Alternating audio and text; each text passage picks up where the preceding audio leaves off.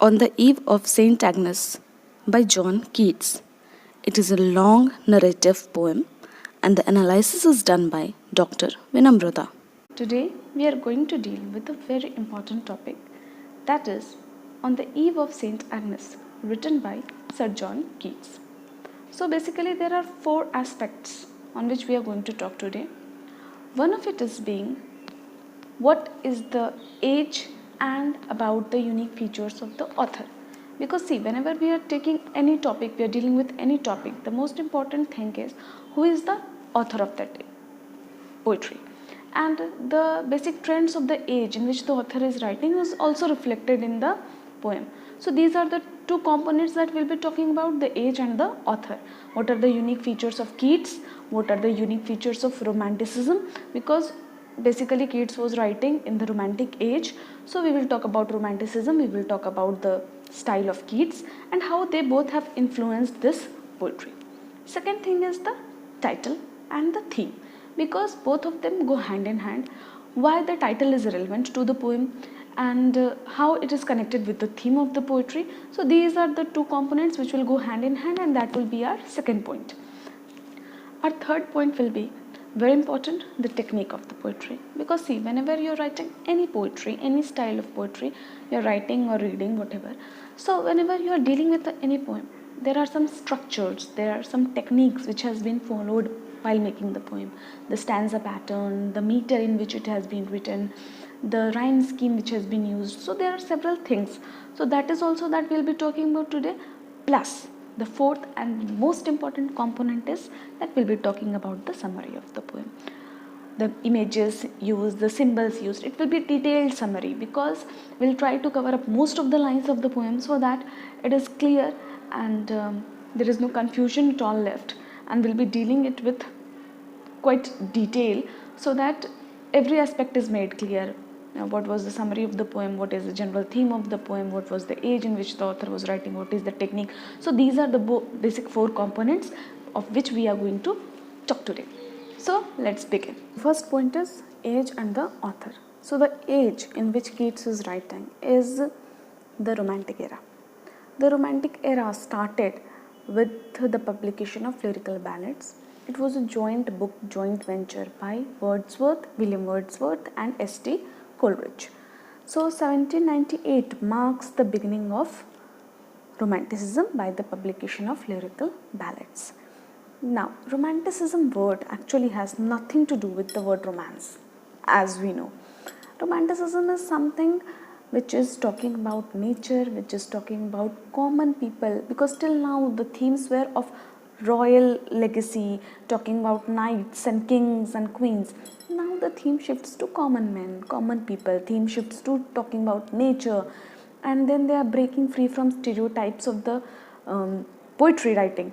So Wordsworth says that there is basically no difference between the language of the prose and the language of the poetry, and that's why he breaks free from rhythm and he writes in blank verse. Plus Wordsworth also says that spontaneous overflow of powerful feelings and the emotions recollected in tranquility is poetry. So that is poetry, your overflowing of emotions. Whatever you feel, you pen it down, that is itself poetry.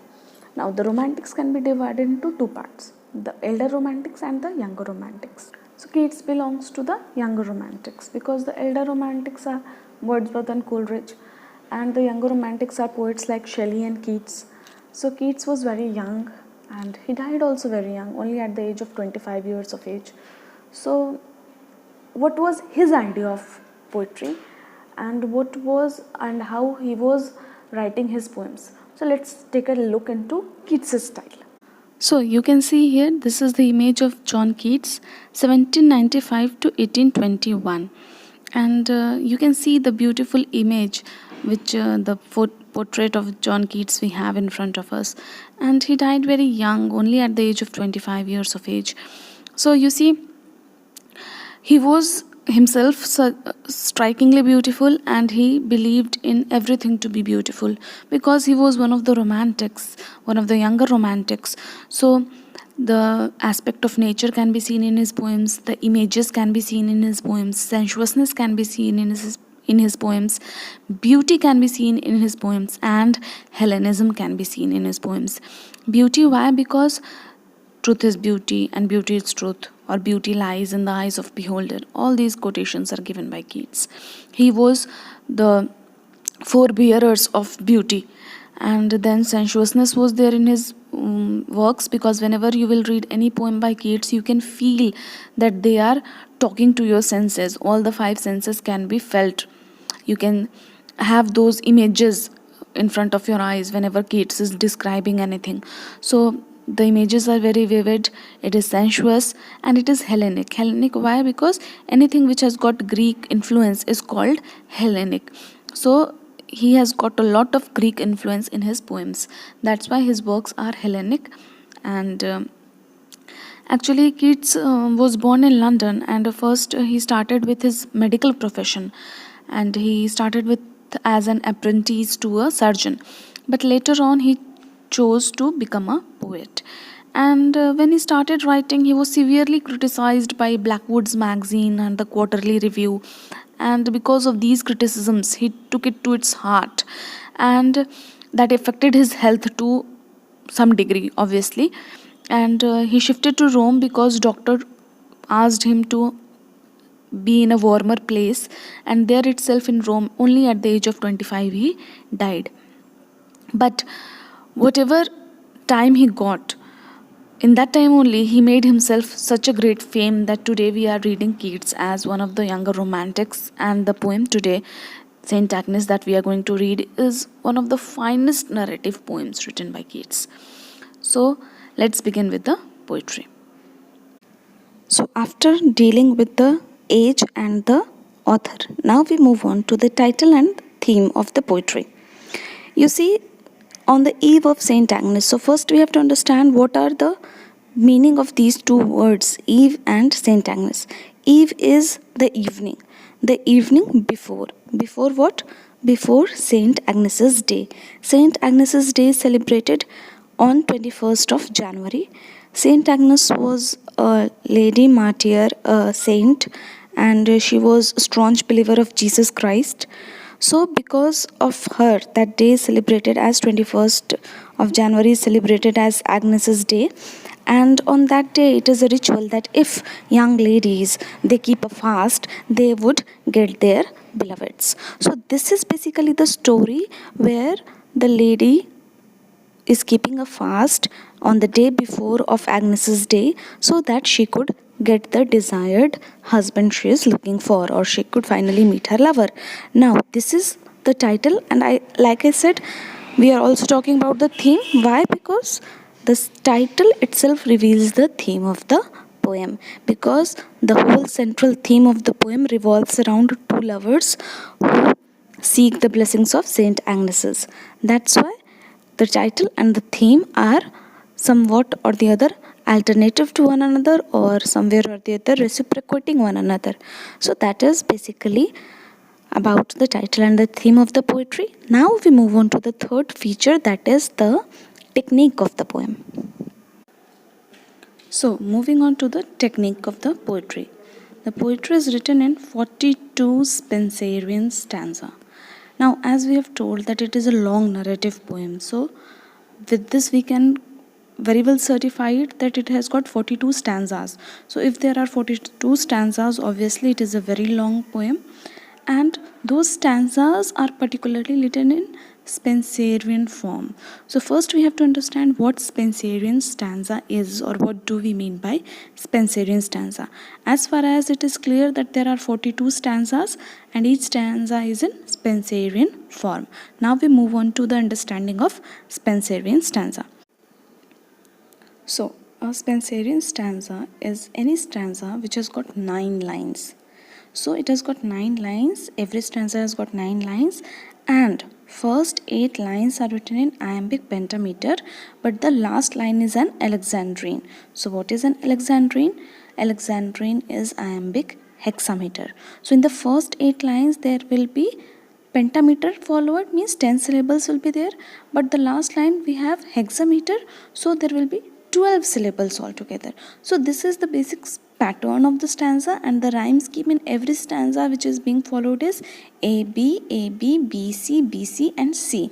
Now again you see here, because this is the fixed rhyme scheme which is always followed in any Spenserian stanza. So we have got 42 Spenserian stanzas, and this is the basic detail of what a Spenserian stanza is. 9 lines with 8 iambic pentameter, and the last line an hexameter, iambic hexameter and alexandrine. So now we move on to the theme and the summary of the poem. So finally we move on to the major aspect of the understanding of this poetry, that is the summary and the analysis of this poem. You see, this poem was written somewhere in January 1819, and that is close to the St.Agnes' Day, which is celebrated on 21st of Jan. So when Keats starts this poem, he starts it with these words, St. Agnes' Eve. Ah, better chill it was. So it was a chilly night. He gives the description of the night because it is January, it is very cold outside, and everyone is freezing. The priest is praying in the church, and there is a ball around. But the two protagonists of the poem, one is Madeline and the other one is Porphyrio. They are madly in love with one another, and there is the ball. A grand ceremony is taking place because of St. Agnes' Day, which is being celebrated, but she does not go to the ball. She is not attending the ball. Why?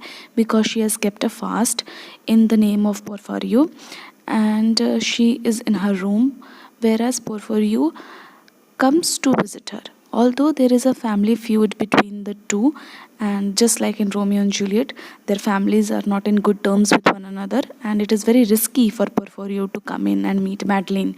But somehow he takes the risk. He enters in, and he is unable to find his way where Madeline is.